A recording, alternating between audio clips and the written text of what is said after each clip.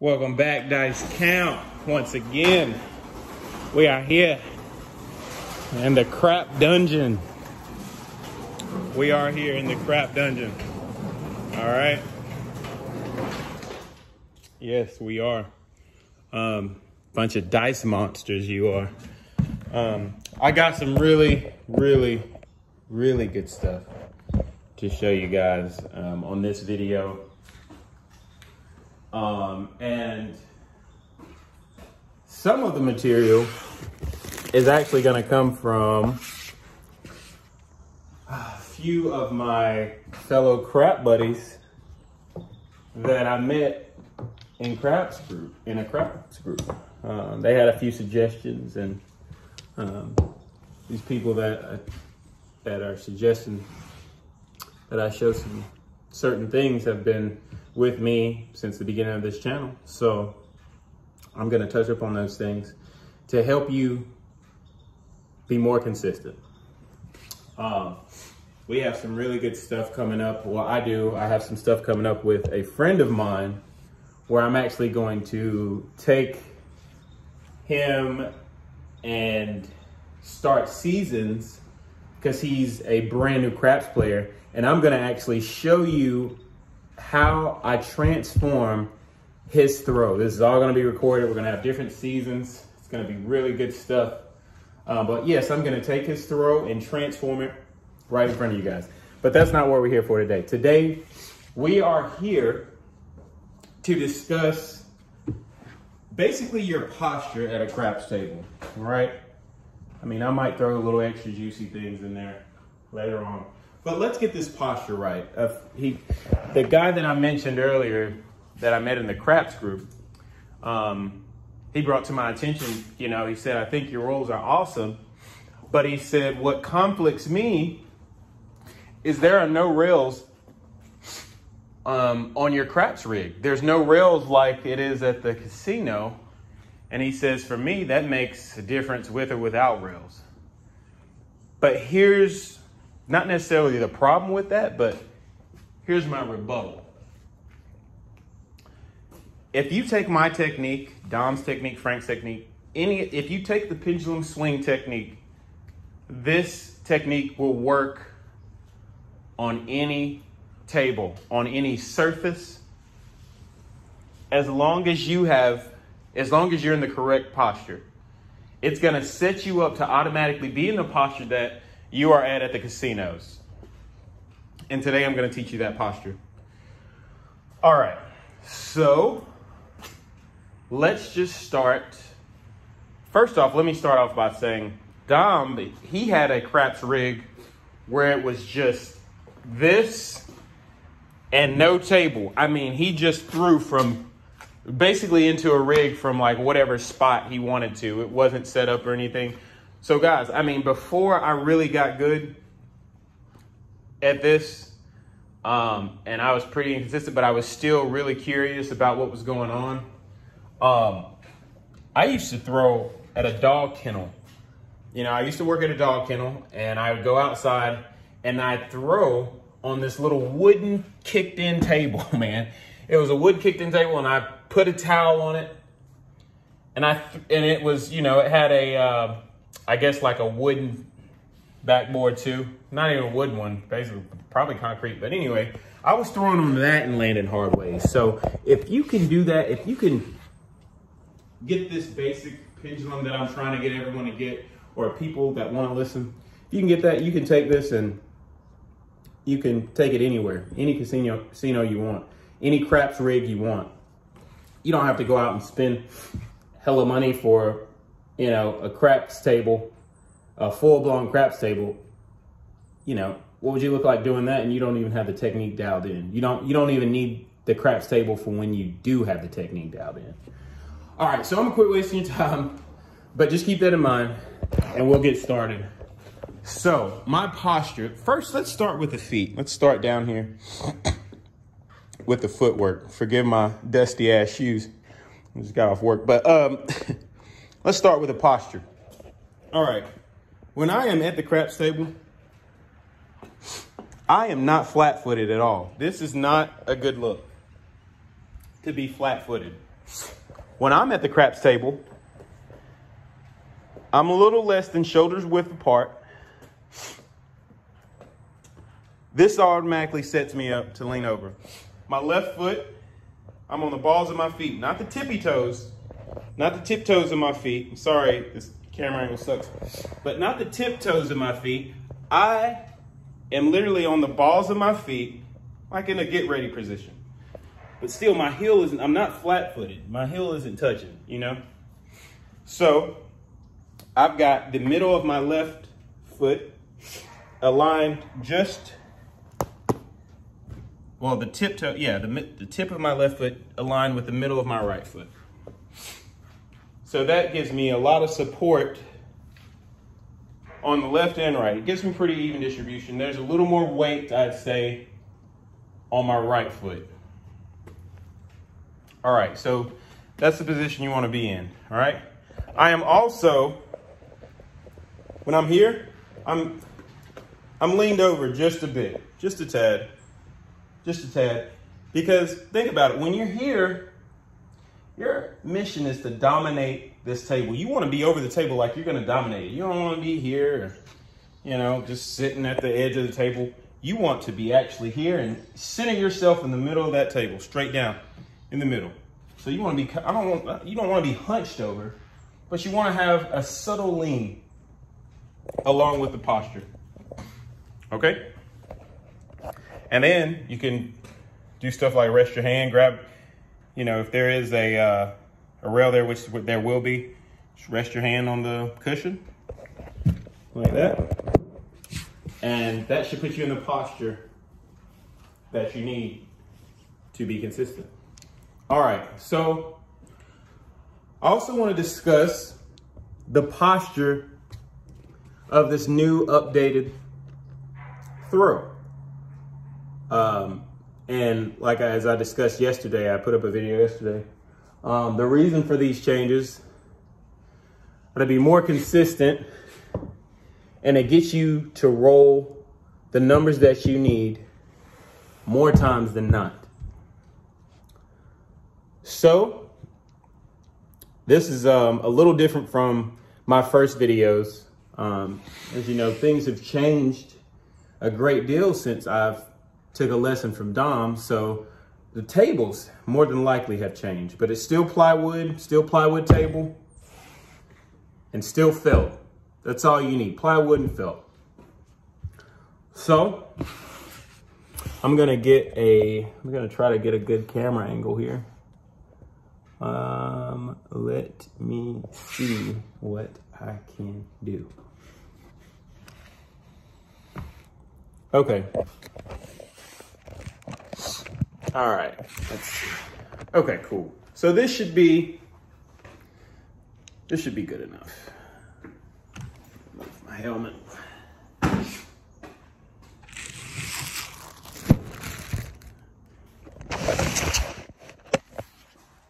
Okay, that should be good. All right, so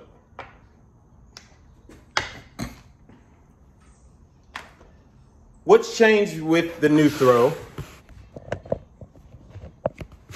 We'll want to first start off by picking the dice up. Let's talk about that. Let's talk about how far these dice need to be off the table when throwing, okay?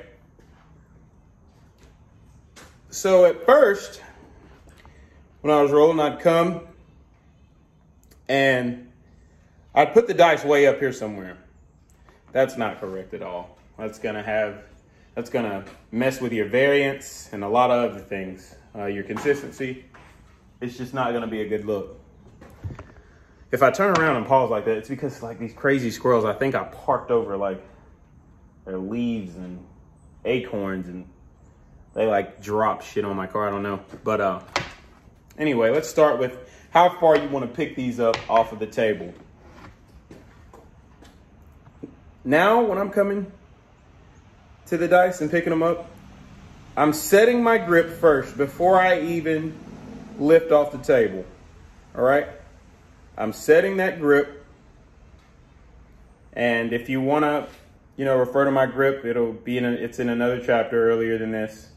But I mean, you guys obviously know the grip. All right. So I am coming maybe just not even an inch off the table. I'm coming up maybe a little less than half an inch. We're talking about 3 centimeters. We're talking close to that table. You want to stay really, really close to the table because that keeps you adjacent. That keeps your dice adjacent to the surface and to the back wall. All right. So that's one thing for that one, for that change. All right, let's move towards the backswing. So on my backswing, at first I told you guys that there's a bending motion, but that is not correct. Unless you've had a really advanced course. I've had an advanced course, but there's a simpler way to do this. And this is what works the best in modern times.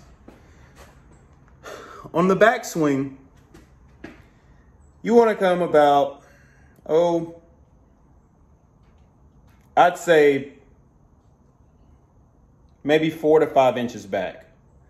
So you want to go from here. Make sure you are going from, if you're right-handed, the right side of your body to right here. So you right here at the right side of your body, you want to come to about to the middle part of your right leg, okay? So right side of the body, once again, to middle of the leg.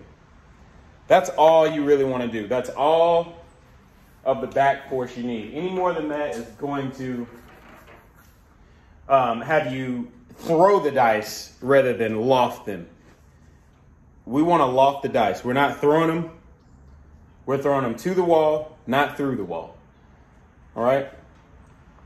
So that's going to set you up for enough forward momentum to release those dice good and straight. So let's talk about this lag created at the top of my downswing. So I'll come here and then I'll create a little lag. And what I mean by lag, sometimes I'll kind of like let my hand just go forward, but see how I came back and the dice are kind of behind, they're kind of behind me. So I'll come here and I'll lag a little bit. Let's also talk about, and I guess what the lag helps you with is rotation. That's what I'd say lag helps you with the most, the rotation, and it sets you up for a good release. Jesus, they keep dropping shit on my car. Are you serious? All right. Anyway. So now let's talk about the release and arm posture. Not much has changed with the release of the arm posture. But pressure, guys, pressure is imperative thing in dice control. And when I say pressure, I'm talking about the pressure that's coming from your fingers. I'll probably go over this again later on, but I'll go over it one more time. The pressure from your fingers, I mean, it has to be light. There's no pressure from my pointer finger or these two guys. Even though they are laying on the dice, there is no pressure here, especially when I release. When I release, there's only pressure from this finger, the thumb, and Mr. Middle, Mr. Birdie, okay? There's only pressure from those two fingers. And that's what I feel when I released. I feel, even though I have all my fingers on the dice when I release, I only feel the pressure and the release from the middle. And that's what really keeps your dice really squared up with the table. is really releasing with these. You just want to release with these right here, okay? I want to see your arm extended on release. Your arm should be extended, like so. So, I want to see your arm extended, full extension when you release, okay? Let's see, what else can I go over here?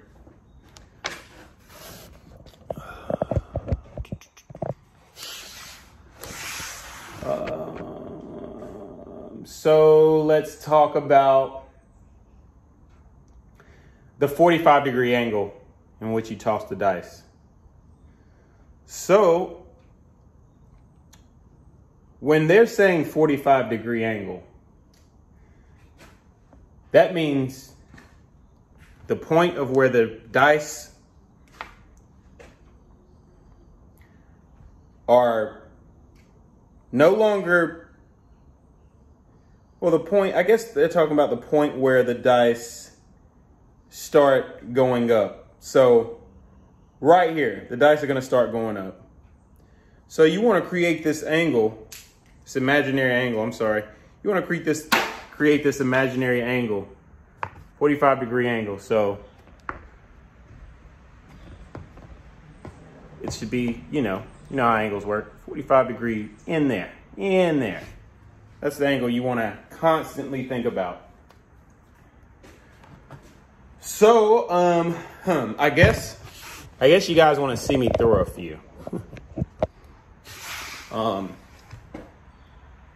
had someone tell me it's just like going to a golf course and you see this great long drive and, you know, son of a gun, and you're like, man, just mesmerized by it. You want to watch him hit. So I'll throw some. I haven't thrown today, but I'm still pretty confident with my throw.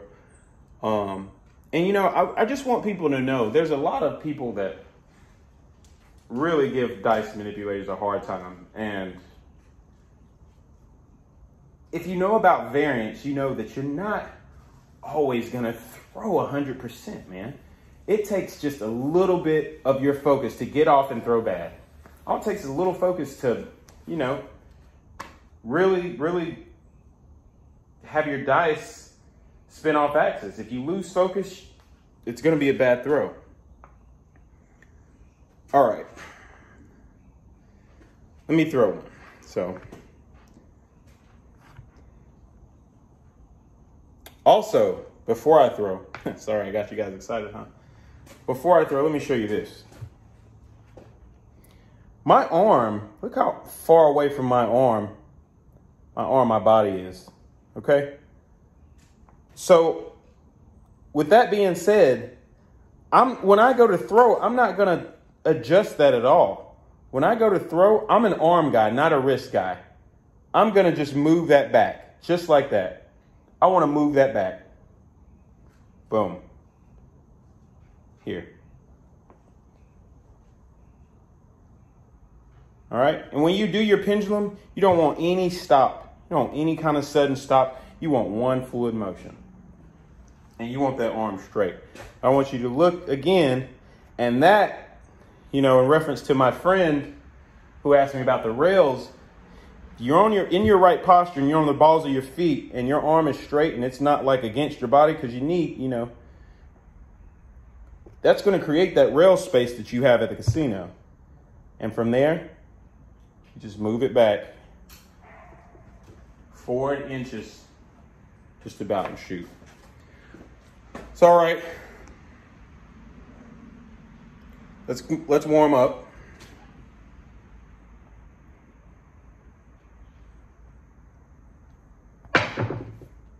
All right. So as you know,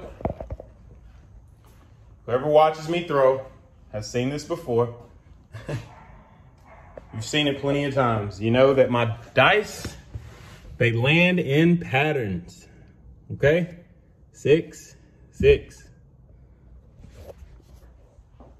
3, 3. My hard ways are not far from each other. That was my very first throw. You can see how off it was though.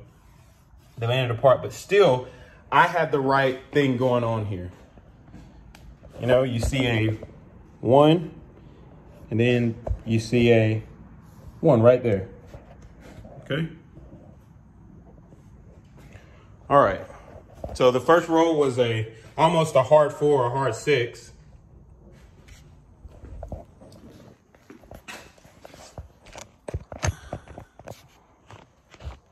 And I think I just need to extend my arm a little bit more.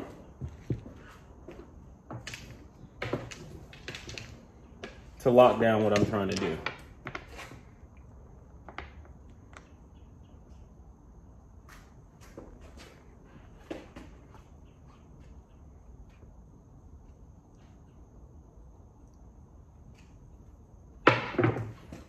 All right, 6-4.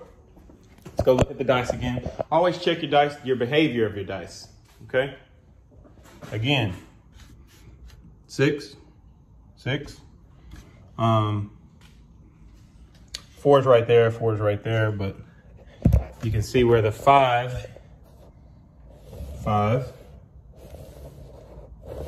okay? So this is all telling me what I need to do on my next throws to get it right. I'm close, but let's get it closer. But also, if I'm not throwing hard ways, my main thing that I want to do is stay away from the boogeyman.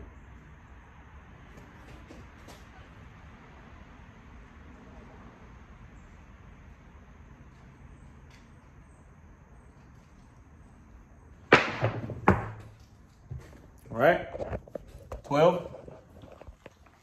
I need to do better. I'm a little off. I just started to get focused. So if I shut up and stop talking, it's because I'm just trying to focus here a little bit.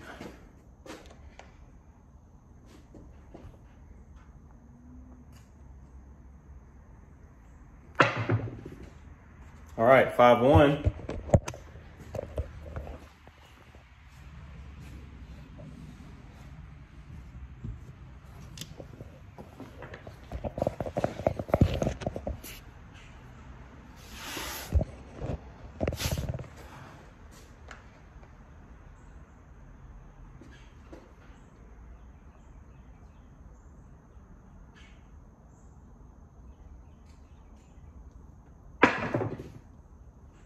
Two, 1. Let's examine the dice. Notice what they're doing. 2, 2. You guys who tuned in yesterday know I throw 2-1 like crazy, and 2-1 prompts a hard 4. 4, 4. Okay. That's how your dice should be landed when you're throwing right. All right.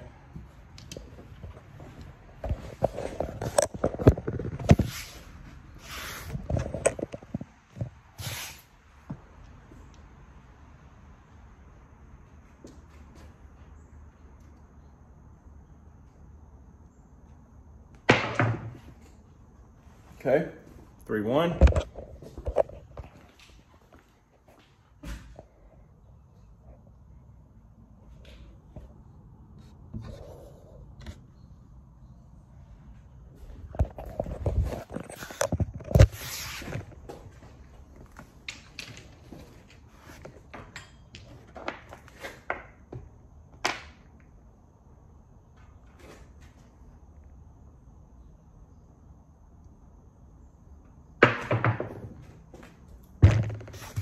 It's off, it bounced. 6-4.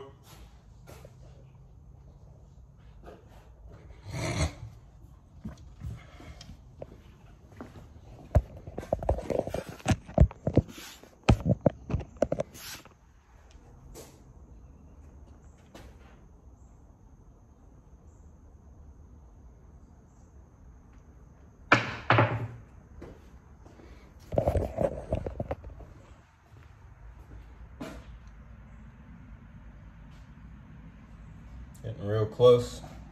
You see the 5-5. You see the 4 and the 4. Dead close. Still Even though I didn't throw a hard way, I could still make great money off that. Off of this roll thus far. I didn't want this to turn into a crap session, but I'll get a perfect throw and then we're done.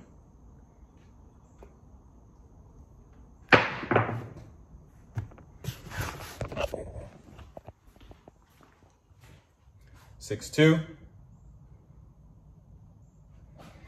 There's a 4. There's a 4. I don't know if you can see it, but it's right there. I'm gonna move it. There's a 2. There's a 2. Hard way is close by. It is close by. I just need to answer the door.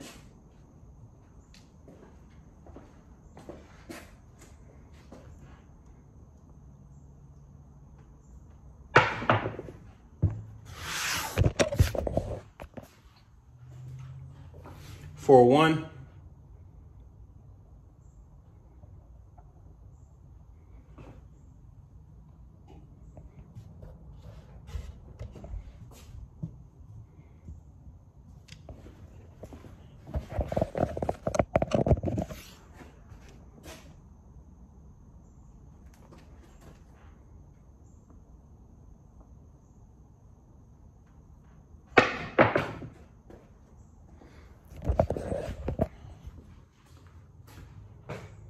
Five, 1. Dice are all over the place right now, but as you can see, I'm still pretty freaking close. 4. 4. 1. 1.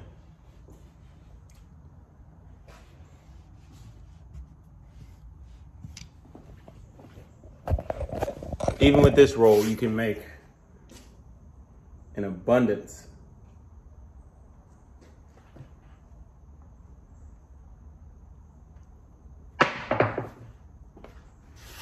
Almost. For 5.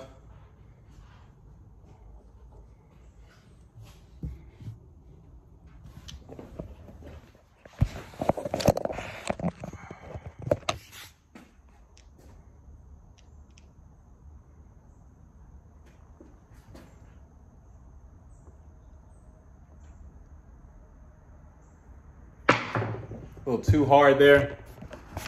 And that's a 6-1.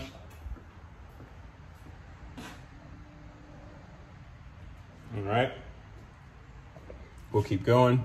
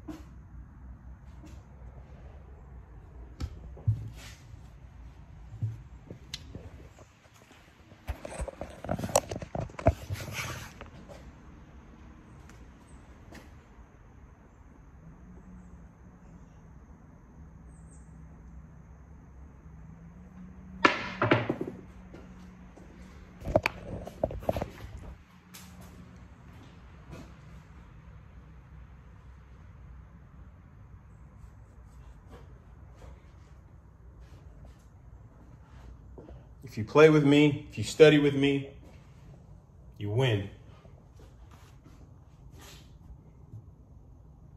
You win.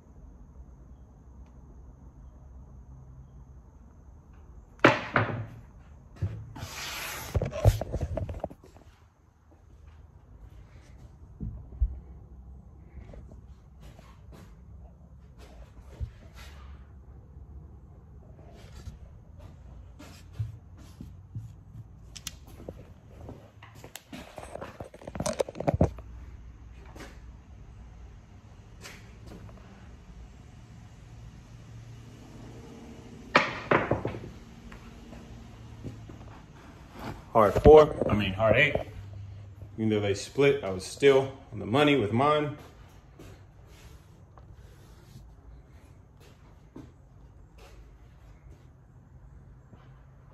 That's because my technique, I'm rolling the way I'm supposed to do. So if they split, it's still not a problem.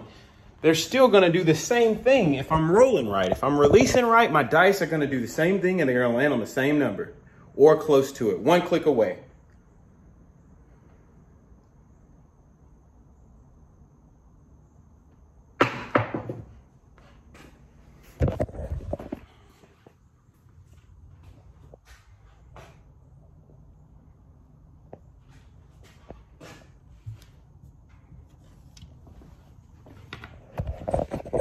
All right, warming up.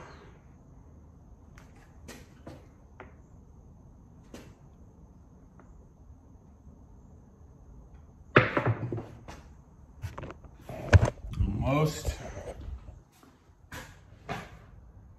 6-4. How many times have you guys seen me throw a 6-4 today? Almost was a hard 8 again. There's a 2. There's a 2. 2.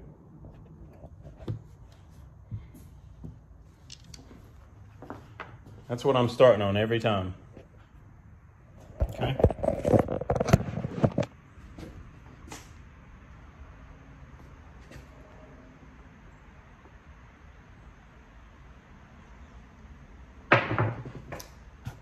I didn't expect that one to be good, but it was all right. It's almost a 7. I felt it when it left my hand, but I got lucky.